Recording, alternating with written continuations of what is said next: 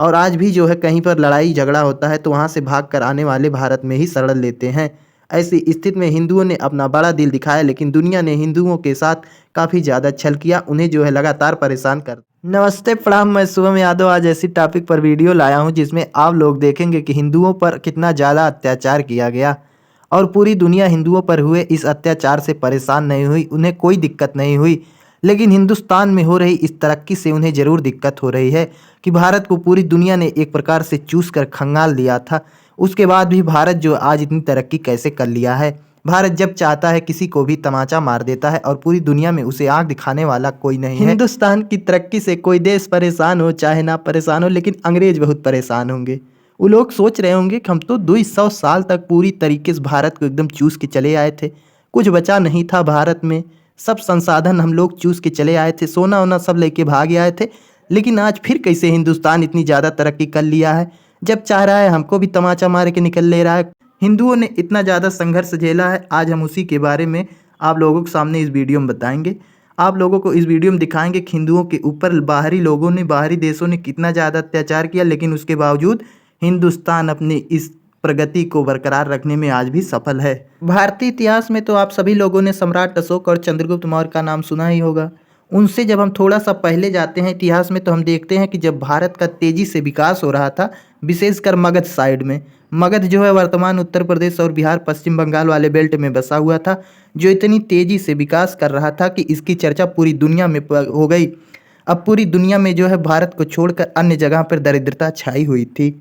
ऐसी स्थिति में भारत का विकास देखकर दुनिया वाले ललचिया गए। उन लोगों ने सोचा कि अगर हमें अपनी दरिद्रता मिटाना है तो भारत पर आक्रमण करना पड़ेगा।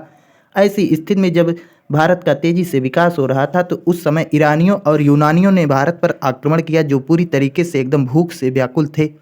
उन लोगों ने जो है भारत पर आक्रमण किया और जो है भारत से कुछ धन लूट कर ले गए। अगर इस आक्रमण की और गहनता से विवेचना की जाए तो हमें पता चलता है कि इस समय ईरान में हखामनी वंश था और इसी हखामनी वंश के साइरस द्वितीय ने 6ठी शताब्दी ईसा पूर्व में भारत पर आक्रमण किया, लेकिन भारत के वीर बहादुरों ने इन्हें तुरंत वापस कर दिया। उसके बाद जो है यूनानी एक था जिसका नाम था दारा, डेरियस उसे कहते थे। 516 ईसा पूर्व में जो है उसने भारत पर आक्रमण किया और पंजाब के एक छोटे से भाग पर अपना कब्जा जमा ले गया। किसी तरीके से उसे अपना 20वां प्रांत घोषित कर दिया। एक यूनानी इतिहासकार ने लिखा कि दारा को इस छोटे से क्षेत्र से, महज इस छोटे से क्षेत्र से 360 टैलेंट सोने की वार्षिक आय होती थी। अब आपके दिमाग में खुद ही चक्कर आ गया होगा कि उसने जो है एक छोटा सा भाग पंजाब का कब्जा किया था।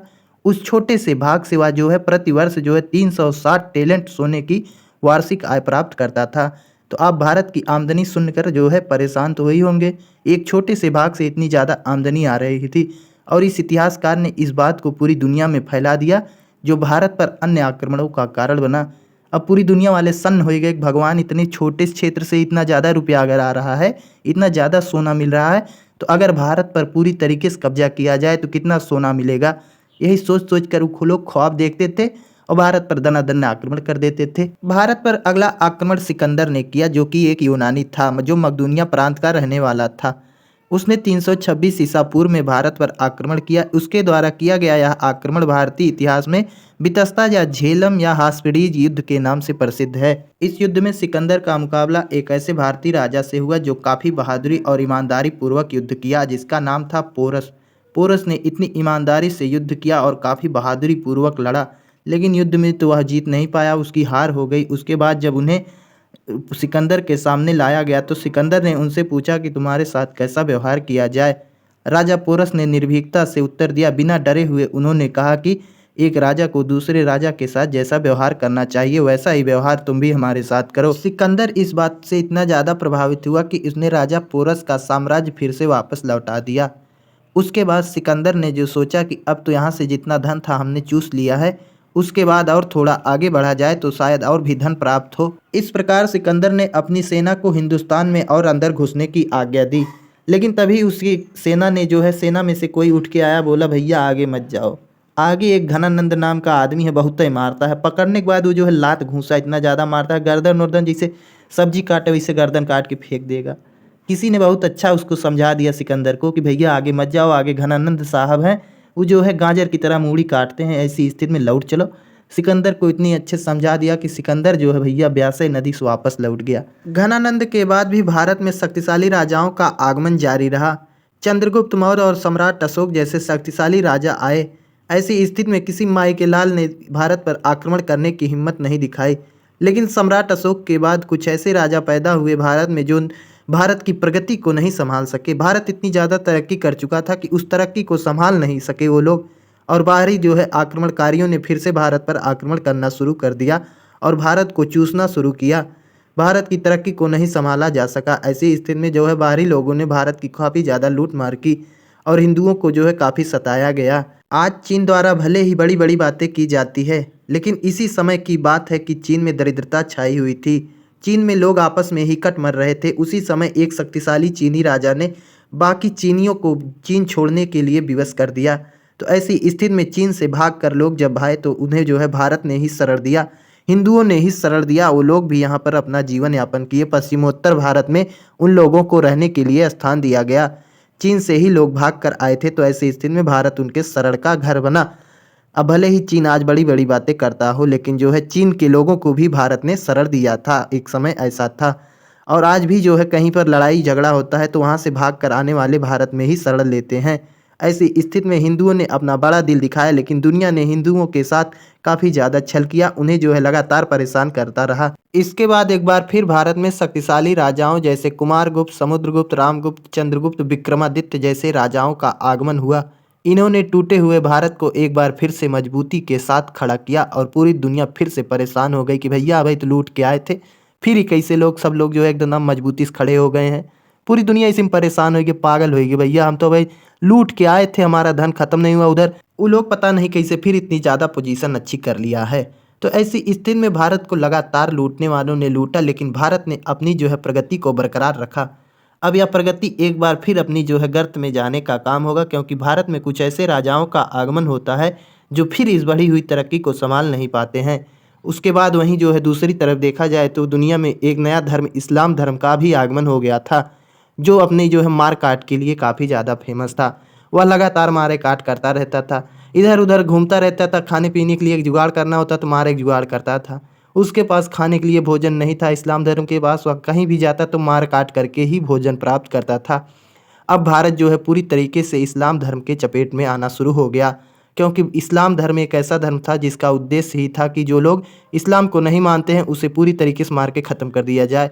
अब वो लोग अपना धर्म फैलाने के चक्कर में भारत की प्रगति को भी विनाश करते चले गए, और ऐसी स्थिति में भारत इस्लाम धर्म के चपेट में आता चला गया। भारत पर प्रथम मुस्लिम आक्रमण अरब आक्रमण के रूप में सिंध पर हुआ। इस समय सिंध का शासक ब्राह्मण राजा दाहिर था और आक्रमणकारी का नाम था मोहम्मद बिन कासिम। भूखा प्यासा मोहम्मद बिन कासिम जब एक बार राजा दाहिर को पराजित कर लिया 712 ईस्वी में, तो उसने सिंध पर इतनी ज़्यादा लूटमार की, इतनी ज़्यादा उसको मज़ा आ गया। उसने कहा भैया भारत पर आक्रमण करने में तो बड़ी मज़ा है यार, 2-4 सैनिक इधर उधर से मर जाते हैं वो तो ठीक है, लेकिन उसके बाद जो है सोना इतना ज़्यादा है, इतना ज़्यादा यहाँ पर अय्यासी करना आता है। भैया सिंध पर आक्रमण करने के बाद जब उसने पूरी तरीके से भारत को लूटा और काफ़ी ज़्यादा उसको जब आनंद आ गया ना, तो उसने सोचा कि क्यों ना भारत पर ही अपना कब्जा जमाया जाए। अब यहीं से मुसलमानों की लालच इतनी ज़्यादा विकराल रूप कर लिया कि उन्होंने भारत पर पूरी तरीके से अपना नियंत्रण बनाने के लिए लगातार आक्रमण करते चले गए। अभी हम आपको आगे दिखाएंगे कितना ज़्यादा आक्रमण हुआ है।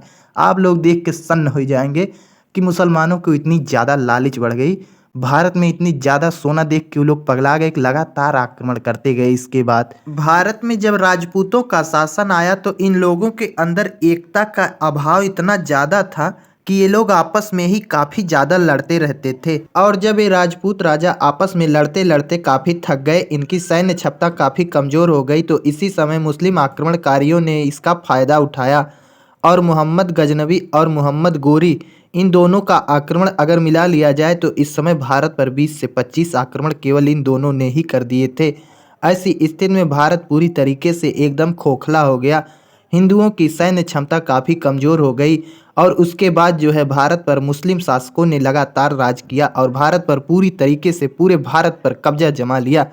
इस संदर्भ में देखा जाए तो भारत पर कब्जा करने का मूल कारण था क्योंकि राजपूत राजाओं में एकता नहीं थी। राजपूत राजा आपस में लड़ते गए और भारत जो है कमज़ोर होता गया। ऐसी स्थिति में भारत पर जो है मुस्लिमों ने अपना पूरी तरीके से कब्जा जमा लिया और भारत पर लगातार शासन करते गए। इस प्रकार इन मुस्लिम शासकों ने भारत पर 1206 ईस्वी से लेकर 1856 ईस्वी तक लगातार शासन किया। इसके बाद ऐसा नहीं हुआ कि कोई भारत का नया राजा पैदा हुआ और इन मुसलमानों को मार के खदेड़ दिया, ऐसा बिल्कुल नहीं हुआ। इसके बाद जो है अंग्रेज आ गए। लगातार इतने दिनों तक तो मुसलमानों ने भारत को चूसने का काम किया पूरी तरीके से। उसके बाद अब अंग्रेज साले आ गए, वो पूरी तरीके से यहाँ का जो धन होता था उसे लेकर ब्रिटेन भागने लगे। यहाँ जितना धन होता था ऐसा नहीं था कि यहाँ का धन यहीं लगाते थे। ये साले आए, इस प्रकार से भारत को लूटना शुरू किया कि इन लोगों ने जो है भारत का धना लेके भाग जाते थे इंग्लैंड, ब्रिटेन लेके भाग जाते थे, इन्हीं की यहीं लगा देते थे। लगातार यहाँ से धन जहाज में भर भर कर उठा ले गए। संपूर्ण सोना भारत को एकदम पूरी तरीके से चूस लिया गया। उसके बाद जो है भारत को 1947 में किसी प्रकार से आज़ादी मिली। 1947 में जब भारत को आज़ादी मिली तो भारत ने उसी वक्त ठान लिया था कि हम एक बार ऐसी स्थिति में फिर आएंगे कि पूरी दुनिया से आंख मिलाकर बात कर सके। कोई हमें आंख अगर बुरी नज़र से दिखाने का प्रयास करेगा तो उसे हम तमाचा मार के खदेड़ देंगे, और भारत ने वही साबित कर दिया है। आज भारत इस स्थिति में आ गया है कि पूरी दुनिया में कोई भारत को आंख उठाकर देख नहीं सकता। आज भारत की स्थिति इस प्रकार से मजबूत हो चुकी है कि भारत को कोई बुरी नज़र से दिखाता है तो भारत जब चाहे तब उसकी आंख में गोला प्रकार चौंक देता है, और भारत को बोलने वाला कोई नहीं है। वीडियो के शुरू में ही हमने एक बात बताया था कि अगर कोई मुल्क देश जो है भारत की प्रगति से परेशान है तो वह पूरी जिंदगी परेशान रहेगा, वह हमेशा परेशान रहेगा, क्योंकि भारत तो शुरू से ही प्रगति करता आया है। केवल बीच बीच में थोड़ा जो है राजाओं की कमी जो है खली है, नहीं तो भारत लगातार जो है विकास करता आया है और भारत आगे भी ऐसे ही विकास करता रहेगा। इसलिए आपको भारत की प्रगति से परेशानी छोड़ देनी चाहिए, नहीं तो ऐसी परेशानी तो आपको पूरी ज़िंदगी होने वाली है।